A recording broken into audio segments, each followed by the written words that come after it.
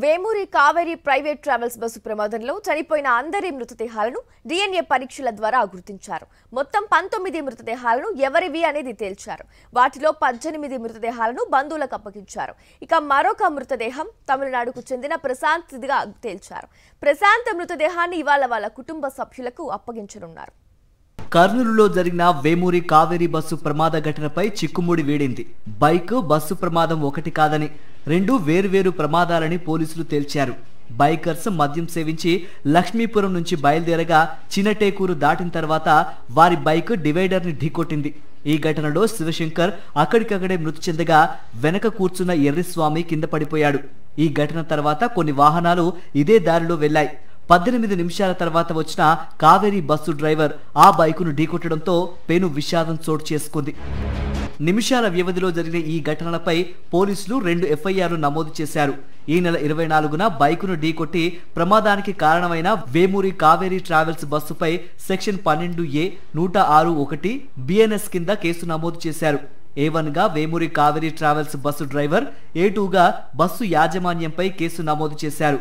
అయితే పోలీసుల విచారణలో 2 వేరువేరు ఘటనలని తేలాక ఈ నెల 25న మరో ఎఫ్ఐఆర్ నమోదు చేశారు. చాకలి ఎర్రిస్వామి ఫిర్యాదు మేరకు మృతి చెందిన బైకర్ శివశంకర్ పై సెక్షన్ 281, 125A 108(1) కింద కేసు నమోదు చేశారు. విచారణ ఇంకా కొనసాగుతోందని ఎస్పీ విక్రాంత్ పాటిల్ తెలిపారు.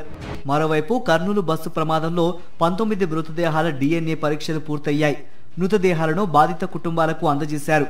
కర్నూలు జనరల్ ఆసుపత్రి మార్చురీ వద్ద భీతావహ వాతావరణంలో ఈ ప్రక్రియ పూర్తయింది.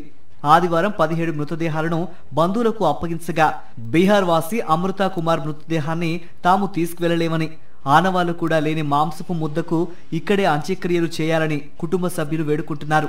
దీంతో కర్నూలు కార్పొరేషన్ అధికారులు అమృతా కుమార్ అంత్యక్రియలు పూర్తి చేశారు. ఇక తమిళనాడు వాసి ప్రశాంత్ మృతదేహాన్ని కుటుంబ సభ్యులకు అప్పగించనున్నారు. బస్సు ప్రమాదంలో మృతి చెందిన 6 ప్రయాణికులకు తెలంగాణ ప్రభుత్వం 5 లక్షల రూపాయల చొప్పున పరిహారం అందజేసింది. గద్వాల ఆర్డీఓ అలివేలు చెక్కులను బాధిత కుటుంబాలకు అందజేశారు.